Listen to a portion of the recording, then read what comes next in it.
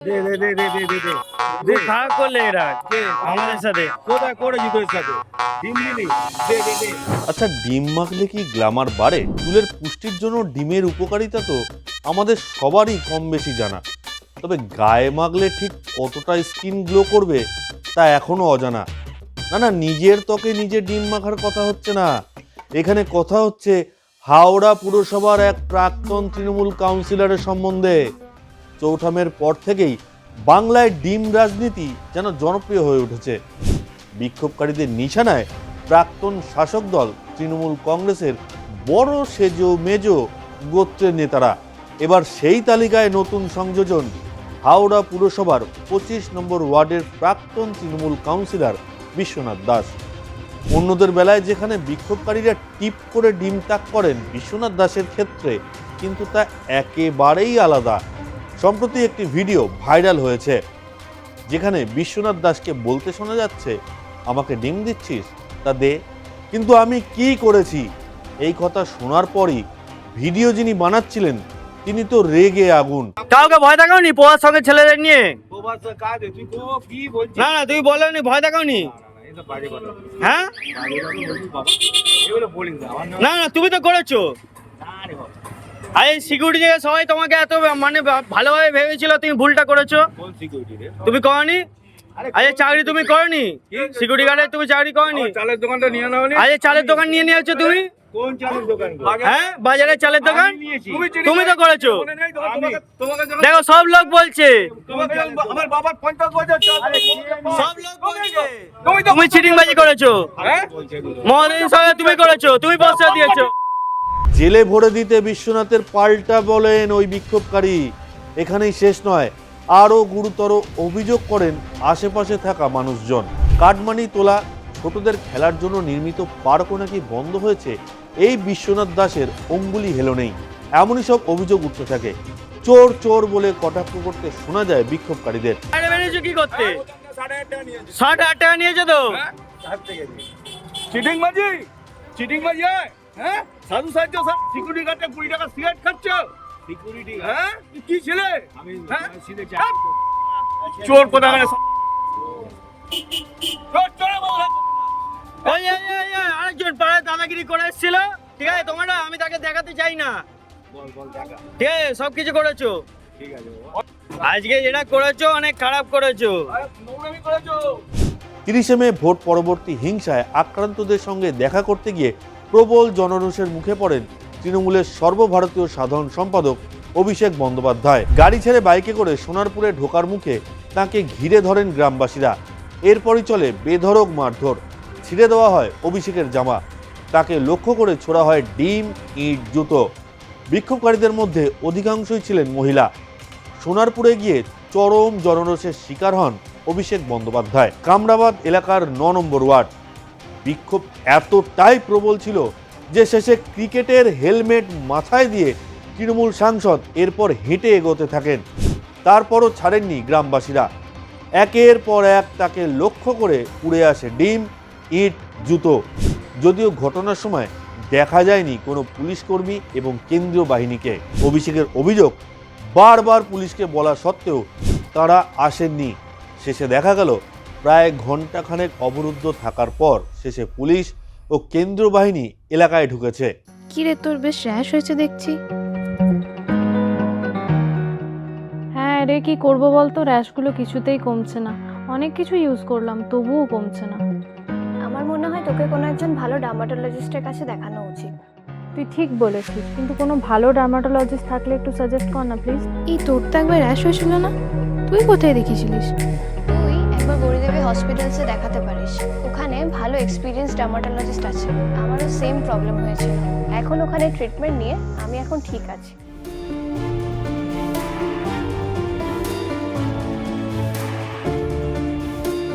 গৌরী দেবী hospital, Rajbandh, Durgapur. যোগাযোগ 8001003333, 8001113333।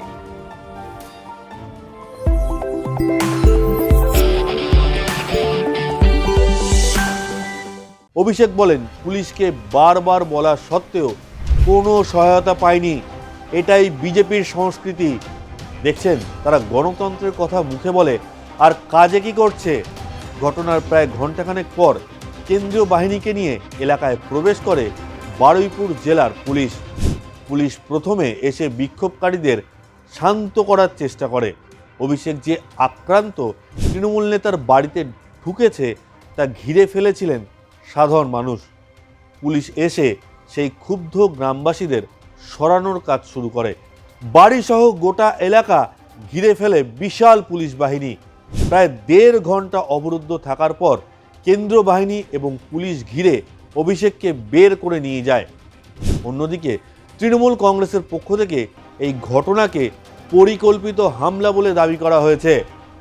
দলের তরফে অভিযোগ করা হয়েছে বিরোধী শক্তি ইচ্ছাকৃতভাবে পরিস্থিতি উত্তপ্ত করে তৃণমূল নেতৃত্বকে ভয় দেখানোর চেষ্টা করছে।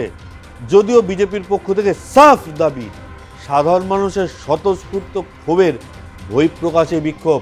গত বৃহস্পতিবার মেসিকাণ্ডে বিধাননগর দক্ষিণ থানায় হাজিরা দেন অরূপ বিশ্বাস। সেখানে দীর্ঘক্ষণ জিজ্ঞাসাবাদের পর তিনি কলকাতার বিভিন্ন এলাকায় ঘোরাফেরা করেন। পরে তাকে আলিপুর আদালতের আইনজীবী গোপাল হালদারের চেম্বারে দেখা যায়। অরূপ আদালত চত্বরে রয়েছেন। এই খবর ছড়িয়ে পড়তেই চেম্বারের বাইরে ভিড় জমতে শুরু করে। উপস্থিত আইনজীবী ও অন্যান্যদের একাংশ তার বিরুদ্ধে স্লোগান দিতে থাকেন। প্রত্যক্ষদর্শীদের দাবি কয়েকজনের হাতে ডিমও ছিল। বিক্ষোভকারীদের অভিযোগ অরূপ বিশ্বাসকে আদালত চত্বর থেকে বেরিয়ে এসে জনতার মুখোমুখি হতে হবে। পরিস্থিতি ক্রমশ উত্তপ্ত হয়ে ওঠায় চেম্বারের সামনে নিরাপত্তা জোরদার করা হয়। একসময় ঘরের আলো নিভিয়ে দেওয়া হয় বলে জানা যায়। তবে বিক্ষোভকারীরা অবস্থান চালিয়ে যান। শেষ পর্যন্ত বিকেলের দিকে আদালত চত্বরে পৌঁছায় পুলিশ। কড়া নিরাপত্তার মধ্যে অরূপ বিশ্বাসকে চেম্বার থেকে বের করে একটি জালি ঘেরা পুলিশি গাড়িতে তোলা হয়। সেই সময় তার দিকে একাধিক ডিম ছোড়া হয় বলে অভিযোগ। যদিও নিরাপত্তার কারণে বড় কোনো অপ্রীতিকর ঘটনা ঘটেনি। 15 জুন কালীঘাটে মমতা বন্দ্যোপাধ্যায়ের বাড়িতে বৈঠকে যোগ দিতে যাওয়ার আগেই ডিম্বাস্ত্র প্রয়োগ করা হয় বেলেঘাটার বিধায়ক কুণাল ঘোষের ওপর। প্রত্যক্ষদর্শীদের দাবি কয়েকজন যুবক আগে থেকেই সেখানে অপেক্ষা করছিলেন। তাদের মধ্যে একজনের হাতে ডিম ছিল। কিছুক্ষণ কথাবার্তার পর আচমকাই কুণাল ঘোষকে লক্ষ্য করে ডিম ছোড়া হয়। ঘটনায় এলাকায় উত্তেজনা ছড়িয়ে পড়ে। ডিম ছোড়ার ঘটনায় দায় স্বীকার করেছেন চন্দন নামে এক যুবক। তার দাবি তিনি কালীঘাট এলাকার বাসিন্দা এবং কুণাল ঘোষের বিভিন্ন কর্মকাণ্ডের প্রতিবাদ জানাতেই এই পদক্ষেপ করেছেন। এদিকে এই ঘটনার পর প্রতিক্রিয়া জানিয়ে কুণাল ঘোষ বলেন তিনি বৈঠক শেষে বেরিয়ে সংবাদ মাধ্যমের অনুরোধে দাঁড়িয়ে কথা বলছিলেন। সেই সময় 2 যুবক তাঁর দিকে এগিয়ে আসেন। তাদের পিছনেও আরও কয়েকজন ছিল বলে দাবি করেন কুণাল ঘোষ। তবে এই ঘটনাকে সাধারণ মানুষের ক্ষোভের বহিঃপ্রকাশ হিসেবে দেখতে নারাজ তৃণমূল নেতা। তাঁর অভিযোগ এটি পরিকল্পিতভাবে ঘটানো হয়েছে। একই সঙ্গে তিনি স্পষ্টভাবে জানিয়েছেন এই ঘটনায় তিনি ভয় পাননি।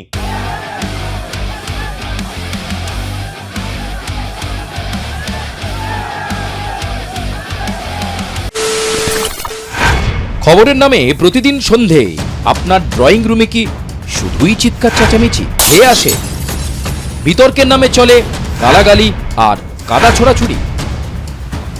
এবার সময় পরিবর্তনের, কারণ আমরা কান ফাটানো চিৎকারে বিশ্বাস করি না। আমরা বিশ্বাস করি খবরের সত্যতায়। আমরা কোনো পক্ষের হয়ে গলা ফাটাই না। আমরা সাধারণ মানুষের হয়ে প্রশ্ন তুলি। চিৎকার নয়, শুধু খবর হবে যেখানে বিতর্ক আছে কিন্তু কুৎসিত ঝগড়া নেই।